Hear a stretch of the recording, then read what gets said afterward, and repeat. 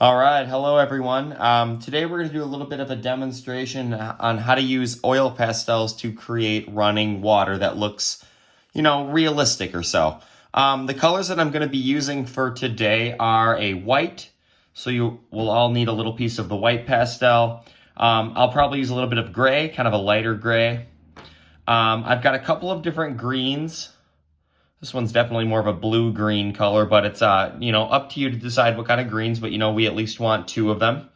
And then I've got two different types of blues. I've got kind of a darker blue, and I've got kind of a lighter blue as well.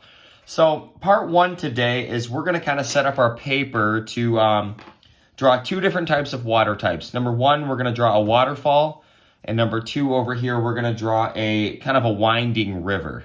So let me zoom out a little bit, and I'd like you to follow along with me. So let's do what we've been doing, and let's draw two distinct rectangles on our drawing paper.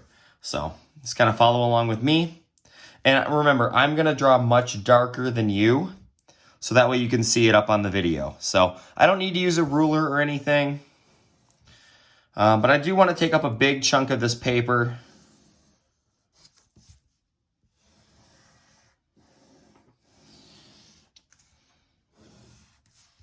So let me zoom in on the first one. Now, I apologize for the shadow. We'll do the best we can without it. Now, this first one, I'm just going to write waterfall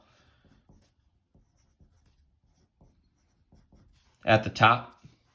And when I'm drawing a waterfall, there's a million different ways you can go about doing this. So we're just going to kind of draw just a standard little landscape with the prominent feature being a waterfall. So about halfway up my page, I'm just going to kind of draw kind of not necessarily a perfectly straight line across, but kind of a little bit of a wobbly line to kind of show that we're outdoors. And the waterfall is going to be right in the middle of this. So I'm going to then sketch out a line on the left side and then a line on the right side, but don't go all the way to the bottom. Let me make sure we can see that. There we go. Perfect. Now, you want to be drawing this as lightly as you can. Now, I'm going to erase a little bit of that. Down here at the bottom, I'm just going to kind of sketch out this almost like a cloud-like shape, kind of like how we drew the clouds in class the other day.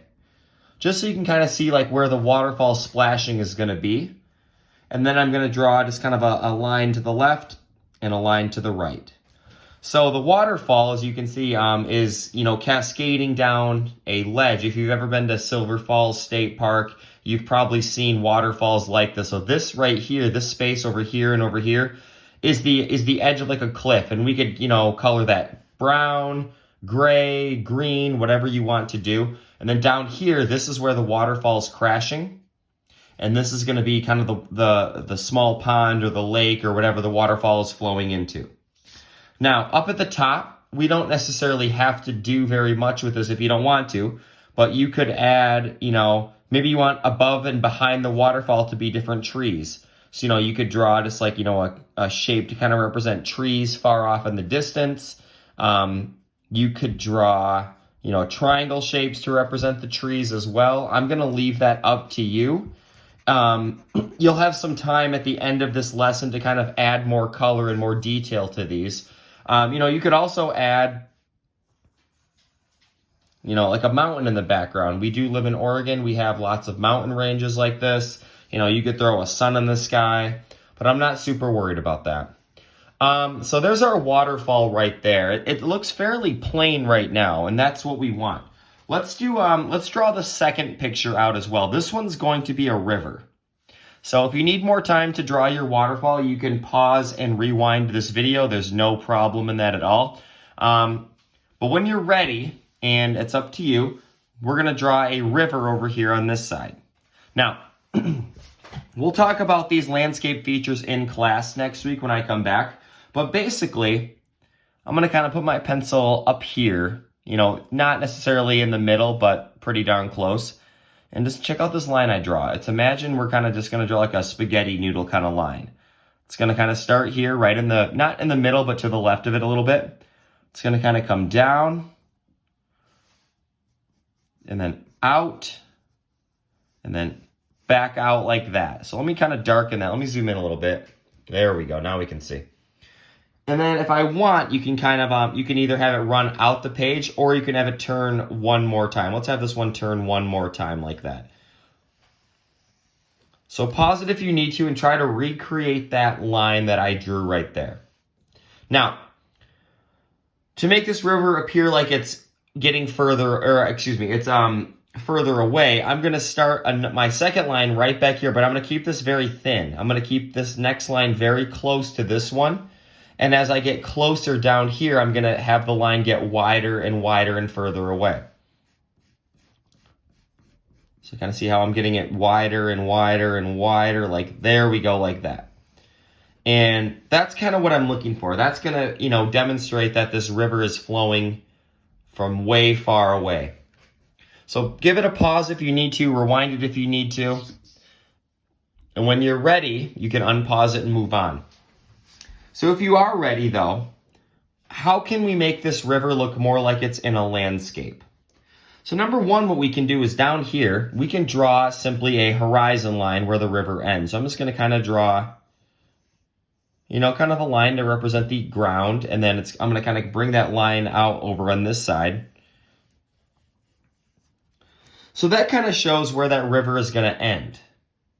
And just like we did with the waterfall, if you want, you know, in the background, you can draw a mountain range, you know, maybe a taller mountain in the background. You know, you can add other features later on if you want to, but it kind of helps to just kind of see everything when we add those little background features like that. Now, if you like your river looking like this, that's fine. To me, this river looks like it's sitting out in like an open field. There's not a lot of hills. You know, lots of good trout fishing and fly fishing out here probably. And if you want to keep it like this, you absolutely can. But what if I wanted to make it look like this river is carving through some hilly mountains, kind of like a nice little valley?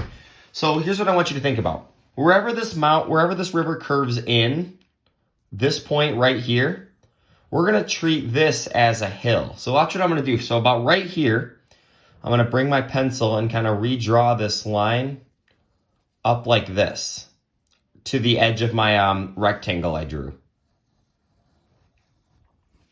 So what that did right there was that created this hill right here. Now this is a hill that's in front of this hill. And I can also do that right here, you know, where the river comes in. I can draw that out like that. And so now we have these layers that are closer to the viewer and layers that are further away. You could do another one in here if you wanted. Like if you don't, you know, if you want your river to not be so wide like this, you know, I could absolutely, you know, redraw that. So look, now it's its own kind of hill. It's got a little bit more of a shape. And you know, like this looks a little silly right here. This kind of like big curve right there. So I could erase that. You know, maybe draw it down here to this edge like that. It makes it look a little more natural. Kind of like that. So there's my waterfall. And there's my river. So after you've kind of had a chance to sketch these out, take a minute and just kind of clean up your lines. I would recommend erasing them and then drawing them a little bit lighter. So that way your pastels don't show through for when we work on round number 2. So we'll see you back in a few minutes with your pictures cleaned up and ready to roll.